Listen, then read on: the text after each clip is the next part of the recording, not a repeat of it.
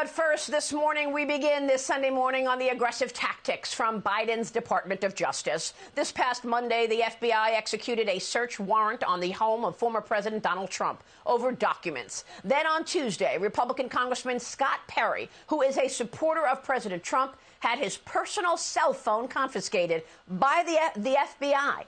His phone was later returned, and the DOJ informed him that he is not the target of its investigation.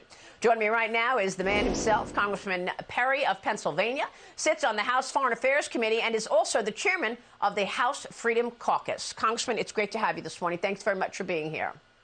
Well, thank you so much, Maria. Last week, a day after the raid on the president's home, FBI agents showed up when I was traveling with my family. My wife and our two small children, my in-laws, extended family, showed up and demanded my cell phone. They said they were going to image it. They were not going to search it.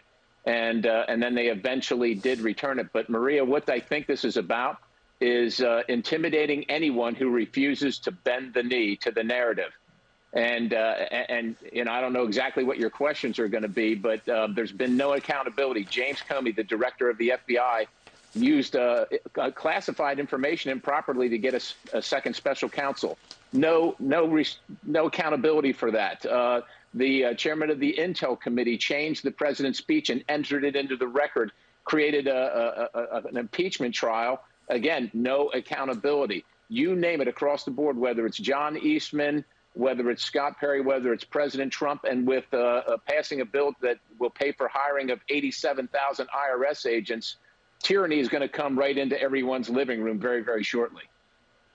Well, this is absolutely extraordinary. I mean, here you are vacationing with your in-laws, your elderly in-laws and your children, and then you are taken aside by the FBI to ask for your personal cell phone. Obviously, they knew where you were. You're the head of the Freedom Caucus. How did that feel?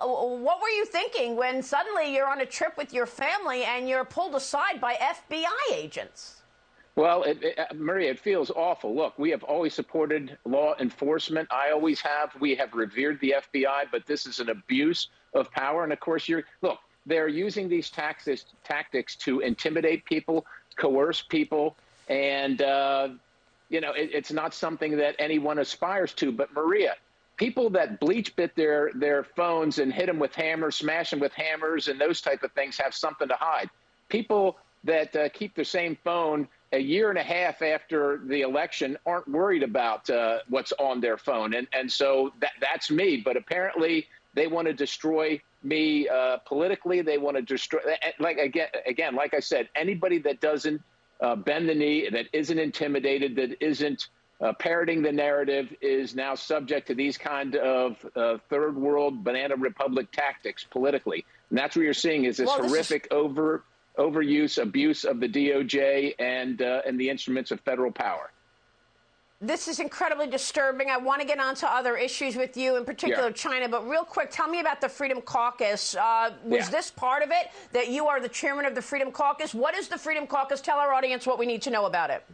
So the Freedom Caucus stands for the hundreds of millions of Americans who feel like Washington has left them behind, that the people that say one thing in the district and then go back to Washington and don't vote that way. We do exactly what we said we're going to do. And the Freedom Caucus, of course, myself, I have issued articles of impeachment regarding Merrick Garland and his targeting of parents for visiting school board meetings. So, yes, this might be, again, having the Freedom Caucus, those members, again, bend the knee, submit to the will of the establishment or else. Well, look, while all of this is going on and this intimidation by the FBI and the DOJ to you, on President Trump, on anybody else who supports him, we are looking at evidence of influence peddling in plain sight, and evidence that the CCP is trying to overtake America and Joe Biden is not doing anything about it. Congressman, we now know that there are reports that the president will meet with Xi Jinping in November. He is considering lifting the tariffs on China. We know of all of the reporting and the Senate report that Hunter Biden and Jim Biden took in tens of millions of dollars from Chinese-controlled companies. What are you expecting from this meeting, and what are your thoughts on what we see actually happening in terms of disturbing things like the influence peddling operation coming out of the Biden family? Thanks so much for the question, Maria. I expect that the president will capitulate to the Communist Party of China. It should be pretty apparent to anybody that's been alive for the past 5 years that the Biden family is completely compromised by the Communist Party of China. It's been a grift for a very long time. And instead of going after the Communist Party of China, they're happy to change the text words of Jim Jordan that were on his phone. So that's all a distraction to keep the American people from focusing on what really is actionable intelligence and actual evidence, like you said, in plain sight, that the DOJ should be pursuing right now. Yeah, I mean, we're looking at Biden's China policy as we know it, and they've accepted $31 million in deals and money from China, 10% for the big guy we have in black and white on an email, fails to demand any investigation into the COVID origins. You know, Xi Jinping said no, and Joe Biden said, okay. It fails to confront him on the fentanyl. We've got 100,000 Americans dead from overdoses, and the fentanyl is coming from China. Right. And the China initiative is gone. He's considering lifting tariffs on imports. He even sold oil from America's strategic reserve to China, and he's pushing these electric vehicles and solar panels, batteries, all made in China. And then there's Iran. With slave labor. You're on House with slave labor, Maria. Yeah, it's all made with slave labor from...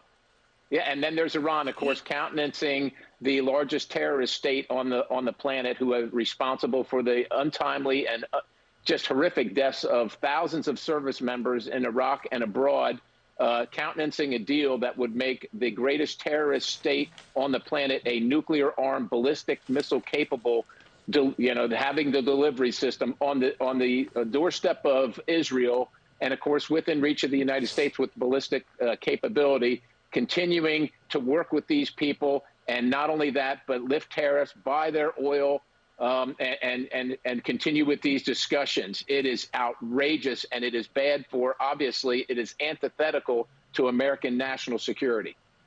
Yeah, well, I mean, I'm stumped as to why this administration continues to negotiate, even if indirectly, with Iran, while they have a fatwa on the back of Mike Pompeo, former Secretary of State, and John Bolton. And, of course, this weekend, the horrific situation of author Salman Rushdie stabbed while he was about to give a speech in upstate New York, 33 years after Iran called for his death. So they're still calling for all of these people's deaths, in particular former Trump officials like John Bolton and Mike Pompeo, and yet they're still negotiating with Iran to get back into a nuclear deal.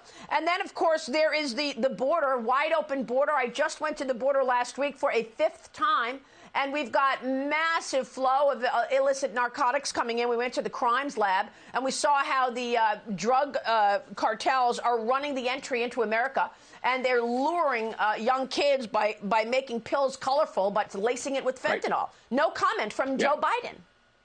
Not a thing. Wide open border, 200,000 a month. Of course, the fentanyl that you talked about, they're acting like these are just standard run-of-the-mill drug overdoses. They are poisoning. They are poisonings being facilitated by the Communist Party of China and the cartels. The cartels have absolute operational control of the southern border, not only flooding with illegals, criminals, but also the fentanyl that's poisoning people across America. This, again, is an outrage. And, of course, any of the things that you outlined, any one single issue with Iran, whether it was Pompeo, Bolton, or Salman Rushdie, is enough for America to walk away and continue to list Iran as a state sponsor of terror and treat them as such, treat them as the enemy of international order that they are. Well, all of this while they are looking for you, and you are traveling with your elderly in-laws. How many FBI agents were there, by the way, when they seized your cell phone, when they came over you, when you were with your elderly in-laws? Yeah, apparently it takes 3. They said, do you have any questions? I said, yes. How did you find me? Of course, I already know the answer, but I wanted them to admit it. And the gentleman, the agent, had a smirk on his face. He said, that's what we do. But Maria, when I asked them to return the phone by contacting my chief of staff instead of bothering my family, they didn't honor that. They said they would. They didn't do that. And then when I asked him why he couldn't honor his commitment, he said, we couldn't find her. All right, Congressman, we'll be watching this. This is all very disturbing. It's not funny at all. We thank you so much for walking us through it. Thank you, Congressman Scott Perry in Pennsylvania, and God bless you. I'm Steve Doocy. I'm Brian Kilmeade. And I'm Ainsley Earhart. And click here to subscribe to the Fox News YouTube page to catch our hottest interviews and most compelling analysis.